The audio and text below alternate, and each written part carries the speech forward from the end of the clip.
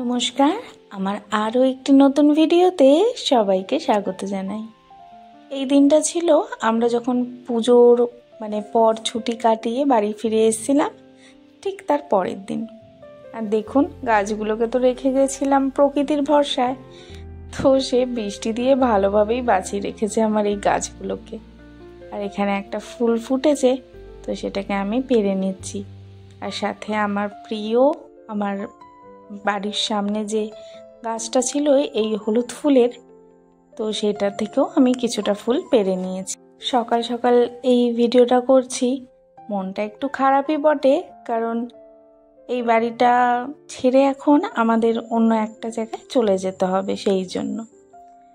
তো সেখানে যাব বলে সেরকম কিছু রান্নাও করতে পারছি না, কারণ গোছগাছের ব্যাপার আছে। তো সামান্য একটু রান্না করে ওকে অফিসে টিফিনে দিয়ে দিয়েছিলাম, আর আমিও সেটাই খেয়ে নিয়েছি। এই তো ঢেঁড়স আলুর তরকারি, ডাল আর বেগুন ভাজা, ব্যাস এইটুকুই। একটা বাড়িতে অনেক দিন থাকার পর অন্য একটা জায়গায় যেতে যেরকম ভালো লাগে, নতুন কিছু, নতুন চিন্তাধারা, কিন্তু তার সাথে পুরনো বাড়িটাকেও কিন্তু মিস করব প্রচুর। আর এদিকে আমি তাড়াতাড়ি করে পুজোটাও সেরে ফেলেছি। আমার বাড়ির সামনে যে গাছটা, এটা আমার ভীষণ প্রিয় একটা গাছ, তো সেখান থেকেই আমি ফুল ছিঁড়ে ছিঁড়ে ঠাকুরকে দিতাম, যেহেতু এখানে ফুল টুল পাওয়া যেত না কিনতে। তো এই গাছটাকেও আমি বলতে গেলে একটু মিস করব। তারপরে আমি ব্রেকফাস্ট সেরে নিয়েছিলাম এই যে স্যান্ডউইচ দিয়ে। এই যে পুরো সব রেডি করে নিয়েছি, একটু একটু করে সব প্যাকিং শুরুও করে দিয়েছি। এই তো কালকে নাগাদই ফিরে যাব ওই নতুন ঘরে। এই ঘরটা এমন কিছু প্রবলেম ছিল না, তবে একটা দুটো প্রবলেম ছিল, যেটা হচ্ছে আশেপাশে সব ব্যাচেলার্স ছেলেরা ছিল, তো একটু তো ভয় লাগতোই। একা থাকতাম, যখন নাইট ডিউটি থাকতো তখনও একটু ভয় ভয়ই থাকতাম। আর তার থেকেও বড় কথা, এই বর্ষাকাল আসার পর এত কেঁচো, শুঁয়াপোকা এত উপদ্রব হয়ে গেছিল, বাড়ির মালিকটা আসলে ঠিক ছিল না।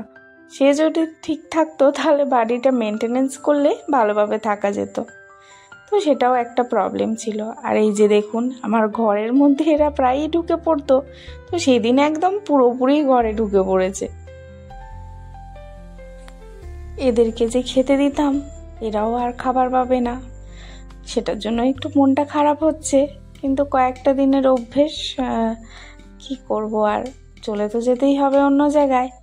তো কিছুদিনের জন্য ওদের একটু চাল রেখে দিয়েই যাব, যাতে কিছুদিন ওরা সেটা খেতে পায়।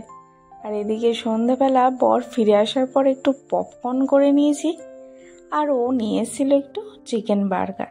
এই চিকেন বার্গারটা খেতে আমার ভীষণ ভালো লাগে।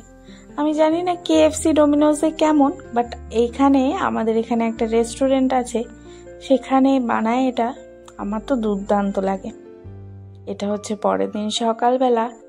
আর তুলসী গাছটা এত সুন্দর হয়েছে আমার এই তুলসী মঞ্চে, কিন্তু কোনো উপায় নেই, এই তুলসী গাছটাকেও আমার এখানে রেখে দিয়ে যেতে হবে। এই যে দেখুন, এই ফুলের গাছটা থেকে আমি ফুল পেরে পেরে ঠাকুরকে দিতাম।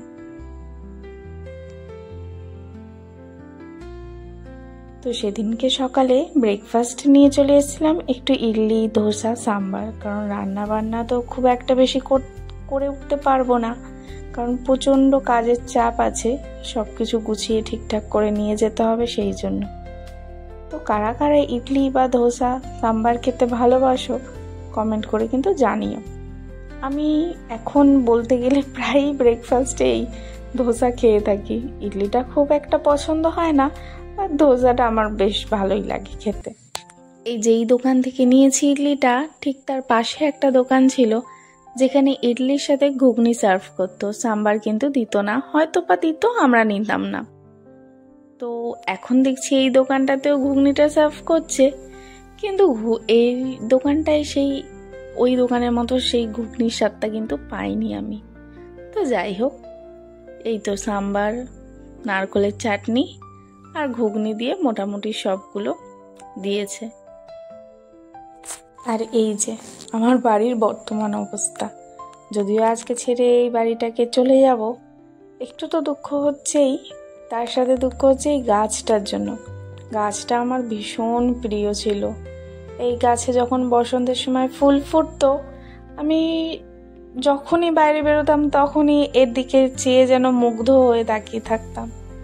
তো এই গাছের ফুলগুলো এত অপূর্ব হয় বলার মতো না। সাথে ওই পিঙ্ক কালারের ফুলের গাছটাও। আমার বাড়িতে মানে আমার বাড়ির সামনে ছিল হলুদ রঙের ফুলের গাছ, আর ওদের বাড়ির সামনে ছিল পিঙ্ক কালারের ফুলের গাছ। একই ফুল, কালারটা আলাদা। তো একটু গাছপালা দেখে মনের দুঃখ একটু মনের মধ্যে রেখে রান্নাটা করে নিয়েছি। এই তো ঢেঁড়স ভাজা আর ফুলকপি আলু দিয়ে ডিমের ঝোল, ব্যাস আর কিছু না। কারণ প্যাকিংয়ের আরও একটু শেষ পর্যায় মতো বাকি আছে। আর দেখুন, মোটামুটি কিন্তু প্যাকিং আমি করে নিয়েছি। রান্নাটা করছিলাম বলে এইটুকু গোছানো হয়নি, তো রান্নাটা এখন হয়ে গেছে, এটাও গুছিয়ে নেব। আর এই যে সন্ধে প্রায় হয়ে এসছে, আর গাড়িও চলে এসছে নেওয়ার জন্য মালপত্র। তো একে একে আমরা মালপত্রগুলো দিয়ে কিন্তু ফাঁকা করে দিয়েছি। আর যেটুকু একটু আধটু বেঁচে থাকবে সেটুকু আমরা স্কুটিতে করে নিয়ে চলে যাব। ঘরটার অবস্থা দেখেছেন? একটু যদি মেনটেনেন্স করতো তাহলে কিন্তু বেশ ভালোই ছিল। ঘরটা খুব একটা খারাপ ছিল না। ভিডিওটা কেমন লাগলো কমেন্ট করে কিন্তু জানাবেন। লাইক, শেয়ার, সাবস্ক্রাইব করে আমার পাশে থাকবেন। আর ফেসবুক থেকে দেখলে প্লিজ ফলো করে দেবেন।